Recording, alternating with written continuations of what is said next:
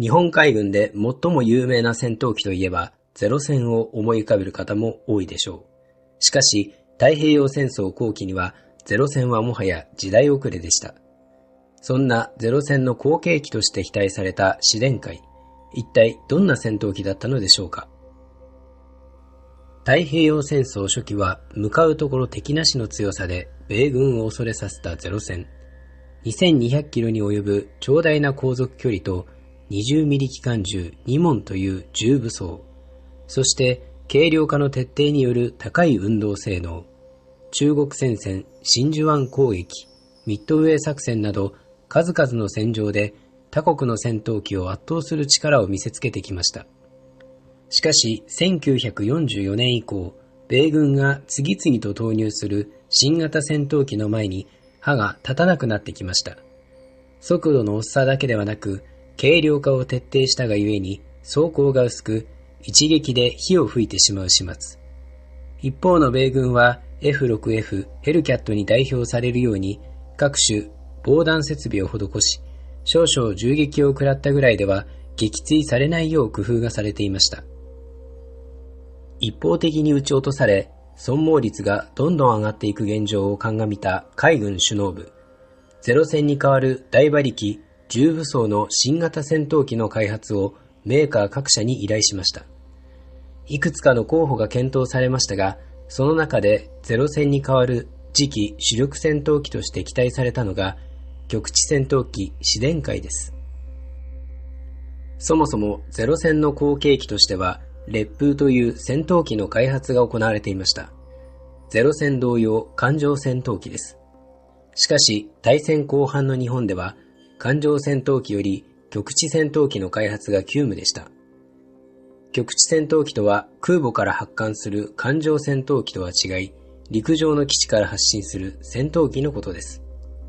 大戦後半ともなると日本は防戦一方、空母を使って遠くの米軍を攻撃しに行くというよりは、攻めてくる米軍に対して自陣で防空戦闘を行う必要がありました。そのため空母から発艦する艦上戦闘機ではなく、迎撃のために基地から発進する局地戦闘機が必要とされたのです。もっとも太平洋の制空権を米軍に奪われている日本にとって、空母で出撃したところで撃沈されるのがオチです。そういう意味でも艦上戦闘機ではなく、局地戦闘機が優先されました。試練海とは、海という名前がつくことからお分かりのように、試練の改良型です。ゼロ戦の馬力が800から1000程度だったのに対し、試練の馬力は約2倍の2000。最高速度は時速583キロ。ちなみにゼロ戦は52型で時速565キロです。実用上昇高度においても、ゼロ戦52型で11740メートル、試練で12500メートルと、ゼロ戦をはるかに凌駕する機体でした。ゼロ戦にはなかった自動空戦フラップを搭載したのも大きな特徴です。空戦中に失速しても自動でフラップが作動することで揚力を失わずに飛行できるというものです。急旋回をする際に失速することが多いのですが、自動空戦フラップが作動することで失速せずに旋回できるようになる。これは空戦時において大きなメリットとなりました。ゼロ戦に比べて優秀な機体として登場した試練。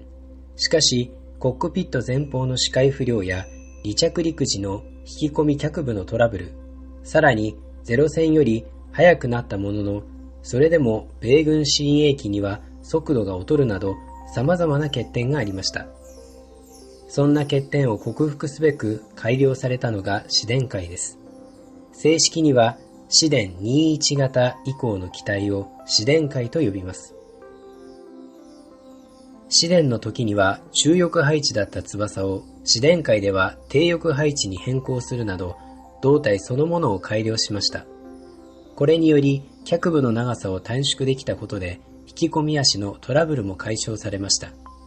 また、ゼロ戦の弱点だった防弾装備も強化。燃料タンクはすべて防弾タンクにし、自動消火装置を設置。コックピット前方には厚さ20ミリの硬化ガラスを3枚積装し、搭乗員の命を守るよう強化されました。機銃は試練では20ミリ2丁と 7.7 ミリ2丁だったのに対し、試練会では20ミリ4丁に強化されました。実用上昇高度は試練より少し下がったものの、最高速度は試練の時速583キロに対し、試練会は時速594キロに向上。米の F6F ヘルキャットの最高速度時速599キロと同程度の能力を引き出すことに成功しました。パイロットにとってはるかに操縦しやすい機体に改善された試練会。模擬空戦では試練会1機に対してゼロ戦2機を相手に互角に戦い、加速性能、急降下性能を含めゼロ戦より優秀であるということが確認されています。しかし、それだけではなく、生産性の面でも大幅な進歩がありました。部品の数です。試練の部品数は6万6000点ほどあり、1機生産するのに非常に工数がかかっていました。それを試練会は4万3000点に抑え込むことに成功したのです。内地では物資不足や工場での技術者不足の時ですから、コストパフォーマンスという点でも試練会は期待されていました。しかし、実際に生産されたのはたった415機でした。物資不足に加え B29 による連日の空襲で、開発メーカーである川西航空機の生産工場が壊滅的な被害に遭ったからです。性能は高いのに生産数が少なかったことで幻の名機と呼ばれる試練会。大戦終盤に登場したこともあり、活躍の場はわずかしかありませんでした。しかしそんな中でも試練会が活躍した戦闘がいくつかあります。1945年3月19日、松山上空、第343海軍航空隊、通称剣部隊は、米空母から発進した艦載機約160機に対し、試練7機、試練海56機の計63機で迎撃。双方に被害は出たものの、F6F ヘルキャット、F4U コルセア、SB2C ヘルダイバーといった米海軍の最新鋭機と互角以上に渡り合いました。この時交戦した VBF-17 飛行隊戦闘機隊長コナントは、かつて経験したことのない恐るべき反撃を受けたと回顧したほどです。大戦の終盤にあって、米軍と互角に戦える部隊はなく、それだけに343航空隊の活躍は人々に希望を与えました。343航空隊には当時生き残っている優秀なパイロットが集められていたこと、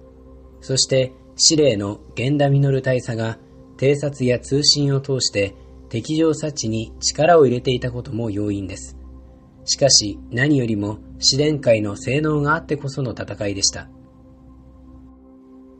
他にも1945年6月2日の戦闘では21機の試練会で F4U コルセアを中心とする30機近くを撃墜。また7月24日の豊後水道上空での空中戦では、米軍第58機動部隊の大編隊に対し、たった21機の試練会で迎撃。戦力差の大きい戦いにもかかわらず、敵16機を撃墜しました。その時、未帰還となった試練会は6機。そのうちの1機が愛媛県の久吉湾の海底に沈んでいるのが発見され、1979年に引き上げられました。国内で唯一現存する機体で、現在は南予レクリエーション都市内試練会展示館に展示されています。登場から終戦までわずかな期間しか活躍しなかった試練会ですが、この間多くのバリエーションの設計が計画されていました。試練21型鋼は試練21型の爆走を強化し、垂直安定板前縁を削って操作性バランスを改良。試製試練31型では爆弾投下を手動から電気式に改良し、機種に13ミリ機銃2丁を追加するなど武装強化を行いました。他にも艦上戦闘機に改良するために着艦フックなど各種装備を追加した四星試練海2や烈風と同じ2200馬力の発動機の搭載を計画した四星試練海5など、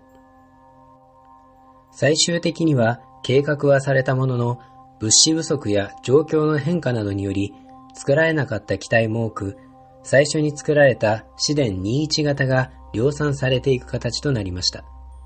しかし、当時の海軍首脳はこの試練海を軸に多彩なバリエーションを投入することで戦局を乗り切ろうと考えていました。このことからも軍が試練海にいかに期待を寄せていたかがわかると思います。ゼロ戦に比べると知名度の低い試練海ですが、もっと早くに登場していればと期待を抱いてしまう傑作機であることは間違いないでしょう。